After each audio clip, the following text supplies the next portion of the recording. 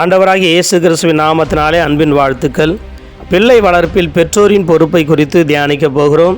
நீதிமொழிகள் 22ஆம் அதிகாரம் 6ஆம் வசனம் சொல்லுது, பிள்ளையானவன் நடக்க வேண்டிய வழியிலே அவனை நடத்துன்னு. ஆம்பிளிஃபைடு பைபிளில் train up a child in the way he should கோன்னு எழுதப்பட்டிருக்கு. இன்றைக்கி ஒரு பெற்றோர் தங்கள் குழந்தைகளை டாக்டருக்கு படிக்க வைக்கணும்னு முடிவு பண்ணிட்டா, சின்ன குழந்தையிலிருந்தே நீ டாக்டர் ஆகணும்னு வார்த்தையை சொல்லி வளர்க்குறாங்க. அந்த குழந்தைங்க விளையாடுற பொம்மைங்க கூட ஸ்டெதஸ்கோப்பும் ஊசியும் தான். அந்த குழந்தைங்க படிக்கிற ஸ்கூலு நல்ல இங்கிலீஷ் நாலேஜ் இருக்கிற ஸ்கூலாக பார்த்து சேர்க்குறோம்.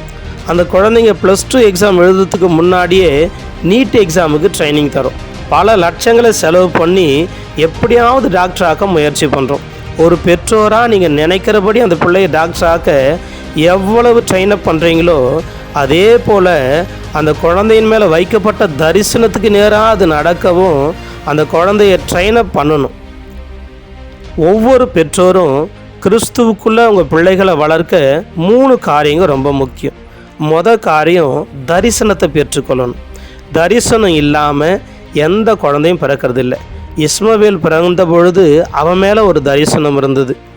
ஈசாக்கு பிறந்த பொழுது அவன் மேலேயும் ஒரு தரிசனம் இருந்துச்சு. யோவான் ஸ்நானகன் பிறந்தபோது அவன் மேலேயும் ஒரு தரிசனம் இருந்துச்சு. இயேசு கிறிஸ்து பிறந்தபோது அவர் மேலேயும் தரிசனம் இருந்துச்சுன்னு பைபிளில் பார்க்குறோம். அதுபோல் உங்கள் குழந்தைங்க மேலேயும் தேவன் தரிசனத்தை வச்சு தான் அவங்களுக்கு கொடுத்துருக்கிறாருங்கிறத மறந்துடாதீங்க.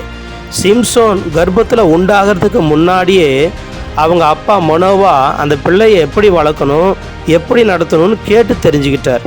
ரெபேக்காள் கர்ப்பவதியாக இருக்கும்போதே இப்படியானால் எனக்கு எப்படியோன்னு கர்த்தரிடத்தில் விசாரித்து தெரிஞ்சுக்கிட்டாங்க. யோவான் ஸ்நானகனும் இயேசு கிறிஸ்துவும் பிறக்கிறதுக்கு முன்னாடியே அவங்க மேலே வைக்கப்பட்ட தேவ தரிசனம் அவங்க பெற்றோருக்கு வெளிப்படுத்தப்பட்டுச்சு.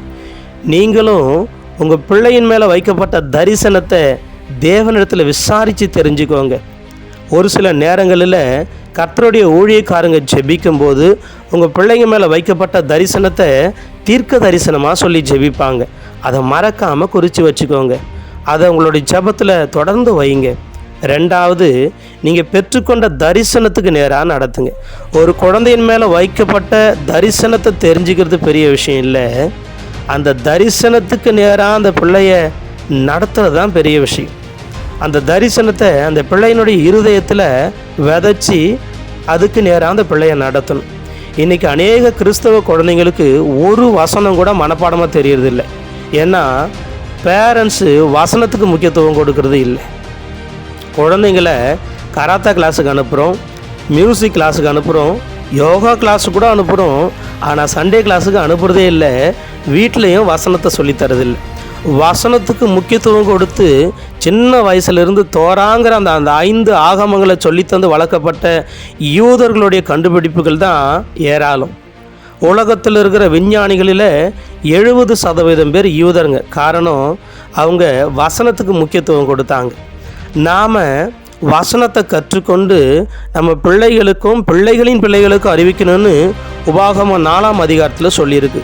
உபாகமம் 6ஆம் அதிகாரத்தில் நீ அவைகளை உன் பிள்ளைகளுக்கு கருத்தாய் போதித்து உட்கார்ந்திருக்கிற போதும் நடக்கிற போதும் படுத்து கொள்ளுகிற போதும் அவைகளை குறித்து பேசுன்னு சொல்லியிருக்கு.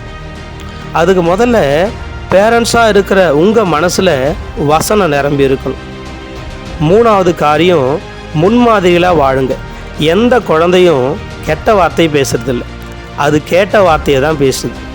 எந்த குழந்தைக்கும் ஃபஸ்ட்டு ரோல் மாடல் அதனுடைய பேரண்ட்ஸ் தான். நீங்கள் உங்கள் குழந்தைக்கு முன்னாடி எப்படி இருக்கிறீங்களோ அப்படி தான் அந்த குழந்தையும் இருக்கும். ஈசாக்கோடைய கண்களுக்கு முன்னாடி தேவனுக்கு பயப்படுகிறவராக ஆபிரகாம் இருந்ததுனால ஈசாக்கும் தேவனுக்கு பயப்படுற மனுஷனாக வாழ்ந்தார். அவர் பயபக்தி நிறைஞ்ச மனுஷனாக இருந்தார் சொல்லி அவங்களோட பிள்ளை சாட்சி கொடுக்குறாங்க. உங்கள் பிள்ளைகளுக்கு முன்னாடி நீங்கள் சாட்சிகளாக வாழ்ந்தால் உங்கள் பிள்ளைங்களும் உலகத்துக்கு முன்னாடி சாட்சிகளாக வாழும். உங்கள் பிள்ளைகளுக்கு முன்னாடி நீங்கள் பைபிளை திறந்து படித்தா உங்கள் பிள்ளைங்க பைபிளை திறந்து படிக்கும். உங்கள் பிள்ளைகளுக்கு முன்னாடி நீங்கள் ஜெபம் பண்ணால் உங்கள் பிள்ளைங்க ஜெபம் பண்ணும். உங்கள் பிள்ளைகளுக்கு முன்னாடி நீங்கள் சரியான நேரத்துக்கு ஆலயத்துக்கு கடந்து போனால் உங்கள் பிள்ளைகளும் சரியான நேரத்துக்கு கடந்து வரும்.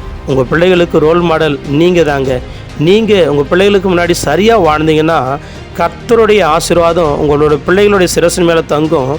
அந்த பிள்ளைகளும் உங்களுடைய அடிச்சுவடுகளில் நடக்கும். கர்த்தர் தாமே உங்களை ஆசீர்வதிப்பாராக. ஆமென்.